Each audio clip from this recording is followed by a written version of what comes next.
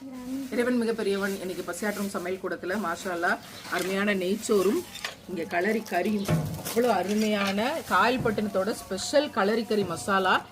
பெரிய டீமாவே நம்ம டீம் உருவாயிட்டாங்க. கல்யாணத்துக்கு ஆர்டர் கொடுத்தா கூட நம்ம டீம் செஞ்சிருவாங்கன்ற அளவுக்கு இன்னைக்கு பேசிக்கொண்டாங்க. என்னுடைய தட்டுல எனக்கு கொடுக்கப்பட்ட கறி வந்து ஆட்டினுடைய முன்னங்கால் கறி. மாஷா அல்லாஹ். இந்த வார்த்தையை கேட்கும் போதே நம்மை தவிர்க்க முடியாம ரசூல்லாவோட ஞாபகம் வருது இல்ல. சுபஹான் அல்லாஹ். எப்பேற்பட்ட தலைவரை இறைவன் நமக்கு தந்தான்.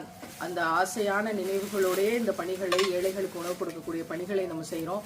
தொடர்ந்து இந்த பணிகளை நம்ம செய்யணும், நியத்து வைக்கிறோம். இந்த களரி கறி தான் இன்னைக்கு டோட்டல் ஸ்பெஷல். அவ்வளவு அருமையான மசாலா.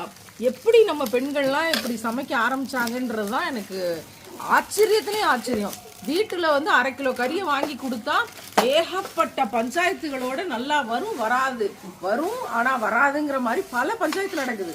ஆனா ஏழைகளுக்காக, தேவையுடையவர்களுக்காக நியத்து வச்சு செய்யும் போது 100% பெர்ஃபெக்டா வரும் அப்படின்னா அல்லாஹ்வுடைய நேரடியான உதவி அப்படிங்கறதா. 15 கிலோ, எத்தனை கிலோ கறி போட்டிருக்கோம்? 15 கிலோ கறி அவ்வளவு பிரமாதமா வந்திருக்கு. அந்த களரி கறியினுடைய மெனு, அதனுடைய தயாரிப்பு முறை உங்களுக்கு தேவை அப்படின்னா நீங்க நம்ம சகோதரிகள்கிட்ட கேட்டே செஞ்சுக்கலாங்கிற அளவுக்கு ஸ்பெஷலிஸ்ட் ஆயிட்டாங்க.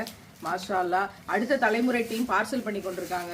அந்த கவர்களை எல்லாம் பார்க்கும்போது சுவனத்துக்கு இந்த மூட்டைகளை மட்டுமே நாம் தூக்கி செல்ல முடியும் அப்படிங்கிற மாதிரியான பொக்கிஷங்கள் இவையெல்லாம். துவா செய்வோம். தொடர்ந்து இந்த பணிகளை மரணிக்கும் வரை செய்ய வல்ல ரஹ்மான் நமக்கு கிருபை செய்வானாக. ஆமீன்.